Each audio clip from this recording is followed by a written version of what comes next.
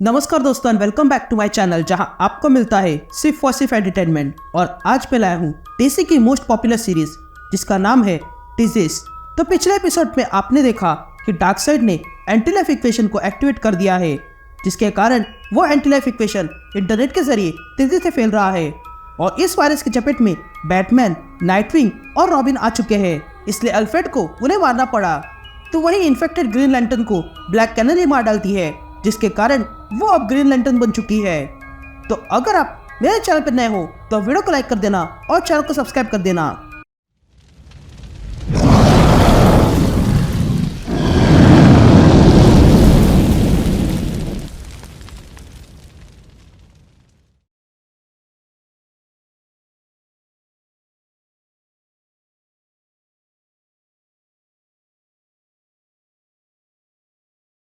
All right gang, तो issue की शुरुआत में हम डेथस्ट्रोक को देखते हैं जो एक हवेली में आता है। और तब हमें एक आवाज सुनाई देती है जो कहता है कि डेथस्ट्रोक को ये जगह पसंद नहीं है, लेकिन उसे 9 मिलियंस की जरूरत है, इसलिए वो यहाँ आया है।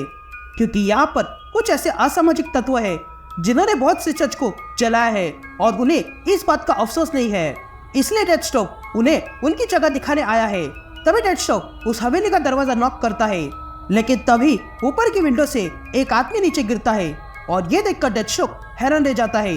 और तब हमें एक आवाज सुनाई देती है जो कहता है कि ये वही पल है जब सारी चीजें बिगड़ गई।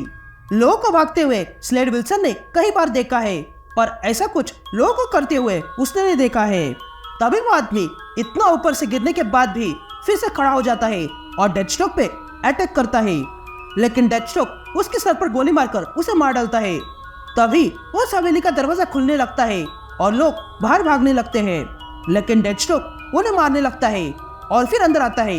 तभी डेथस्ट्रोक देखता है कि अंदर पूरा रूम इन्फेक्टेड हो चुका था और ये सब लोग अगले ही पल डेथस्ट्रोक पे अटैक करते हैं।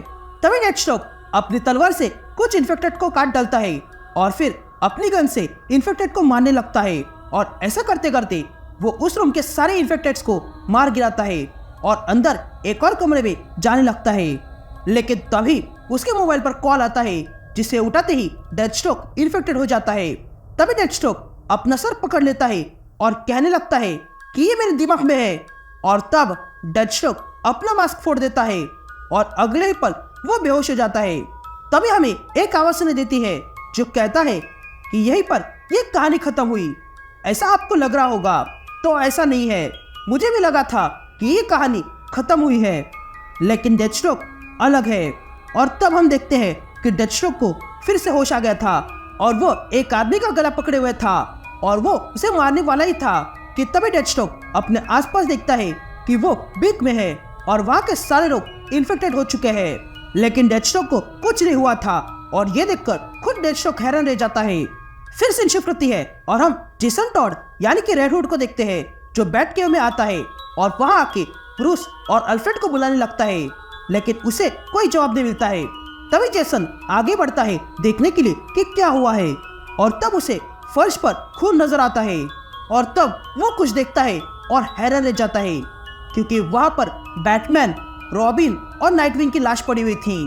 तभी इन सब की लाश देखकर जेसन दुखी हो जाता है, लेकिन तभी उसे कुछ आवाज आती है, इसलिए जेसन मुड़ता है और देखता है कि वहां पर बैटमैन का कुत्ता आया हुआ था। तभी जेसन उस डॉग से कहता है कि हम इन्हें ऐसे छोड़ नहीं सकते हैं। ये कहते ही जेसन टॉड उन तीनों को वही दफना देता है। तभी जेसन वहां से निकलने लगता है, लेकिन तभी जेसन को वहां पर बैटमैन की कार मिलती है, जिसे देखकर जेसन कहता है कि बैटमैन ने मुझे ये कार कभी ड्राइव करने नहीं दी, लेकिन अब मैं ट्राई कर सकता हूँ। ये कहते ही जेसन उस कार में बैठ जाता है और उस कार को चालू करता है। तभी बैटमैन का डॉग भी अंदर आ जाता है, इसलिए जेसन उसे भी साथ ले जाता है। इधर गौतम सिटी में हालात हाथ से बाहर निकल चुके थे, इसलिए आसमान में बैट सिग्नल चला जाता है, लेकिन उन्हें पता नहीं है कि अब लोगों को बचाने के लिए बैटमैन भी नहीं है। तभी हमें एक कमरे में रोज विल्सन दिखाई देती है जो स्लेड विल्सन यानी कि डेथस्ट्रोक की बेटी है। तभी उसके डोर पर कोई नॉक करता है।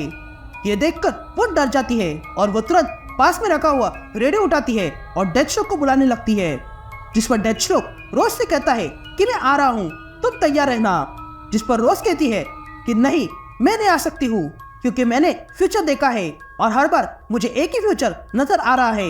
ये कहते ही रोज तलवार उठाती है और अपने कमरे का दरवाजा खोल देती है, जिसके कारण काफी सारे इन्फेक्टेड जो बाहर खड़े थे वो अंदर आ जाते हैं और रोज पर अटैक करते हैं और उसे मार डालते हैं।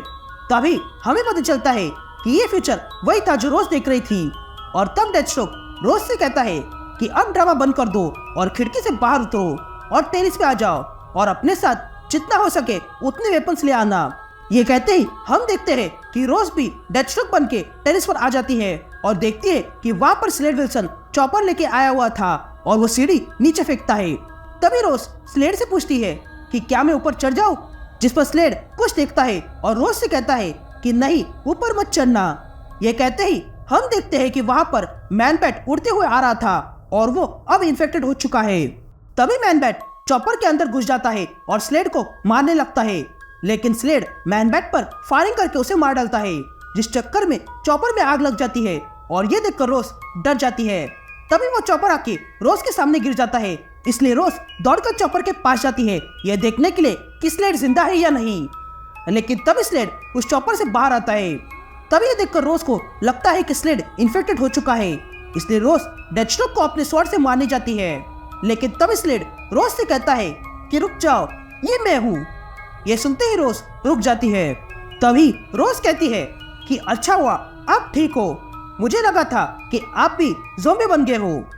जिस पर स्लेड कहता है कि ये कोई ज़ॉम्बी नहीं है, इस वायरस से मैं भी इन्फेक्टेड हुआ था, लेकिन मेरे हीलिंग फैक्टर ने मुझे ठीक कर दिया। लेकिन तभी उन दोनों को किसी की आवाज आती है, इसलिए वे दोनों ऊपर अटैक करते हैं। लेकिन तभी वे दोनों देखते हैं कि वो आवाज मिरर मास्टर की थी, जो मिरर से डेथस्ट्रोक से कहता है कि मुझे मारो मत। तभी स्लेड मिरर मास्टर से पूछता है कि तुम यहाँ क्या कर रहे हो, जिस पर मिरर मास्टर कहता है कि वेंडल सैवेज ने मुझे भेजा था तुम्हें ढूंढने के लिए ताकि तुम्हें एक ऑफर दे सके। जिस पर रोज मिरर मास्टर से पूछती है कि तुम कौन सा ऑफर लेके आए हो, जिस पर मिरर मास्टर कहता है कि वो ऑफर है सर्वाइवल का, लेकिन बदले में तुम्हें प्रोटेक्शन देना होगा, नहीं तो मैं तुम्हें यहाँ छोड़ दूंगा। ये कहते ही स्लेड और रोज मान जाते हैं और तब मिरर मास्टर उन दोनों को गॉगल्स देता है और अपने साथ आईने में बुलाता है। तभी वे दोनों मिरर के जरिए दूसरी ओर आ जाते हैं, जहाँ पर वेंडल सैवेज उनका वेट कर रहा था। तभी वेंडल सैवेज उन दोनों को अपने साथ ले जाता है और अपनी टीम से मिलाता है, जिसके मेंबर्स है Vandal Savage, Solomon Grundy, the Creeper, Cheetah, Captain Cold, Lady Shiva, Bane और डेडशॉट। तभी वेंडल सैवेज डेथस्ट्रोक से कहता है कि ये टीम में जितने लोग हैं उन सब के पास कुछ ना कुछ स्पेशलिटी है, इसलिए ये लोग सर्वाइव कर पाए हैं और तुम में भी ये स्पेशलिटी है, लेकिन हीरोज के पास नहीं है, इसलिए वे सब लोग मारे जा रहे हैं। यहाँ सीन शिफ्ट होती है और हम गौतम देखते हैं, जहाँ पर पुलिस डिपार्टमेंट में इन्फेक्टेड लोगों ने हमला किया था और कमिश्नर गॉर्डन उन सब से लड़ रहा था। लेकिन तभी वहाँ दीवार तोड़ के जेसन टॉड अंदर आ जाता है और गॉर्डन और बैटवुमन को बचा लेता है।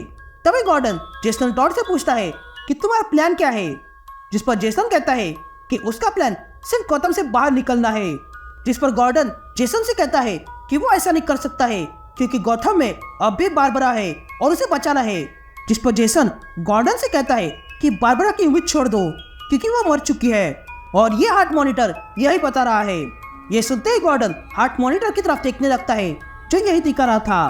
तभी जेसन गॉर्डन को बताता है कि बैटमैन, नाइटविंग और रॉबिन मर चुके हैं और डेमियन मेट्रोपोलिस में है अल्फ्रेड के साथ और अब हम तीनों ही जिंदा है इस गौतम में। तभी गॉर्डन जेसन से रिक्वेस्ट करता है कि उसे बारबरा को देखना है, इसलिए जेसन गॉर्डन को सीवर में लाता है। तभी वे तीनों सीवर में जाते हैं और तब वहाँ गॉर्डन को बारबरा की लाश दिखाई देती है। ये देखकर गॉर्डन दुखी हो जाता है, लेकिन बैटवुमन उसे संभालती है।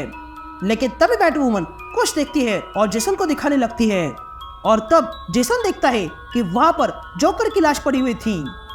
तभी ये देखकर जेसन कहता है कि काश जोकर की मौत मेरे हाथों होती। लेकिन तभी बैटवुमन जेसन को ले जाने लगती है, लेकिन तभी जेसन बैटवुमन को रोकता है और कहता है कि अभी एक काम बाकी है। ये कहते ही हम देखते हैं कि जेसन ने जोकर की लाश को कार पे बांध दिया था और वे तीनों वैसे ही आगे बढ़ने लगते हैं और इसी के साथ ये इशू यही कंटिन्यू हो जाता है।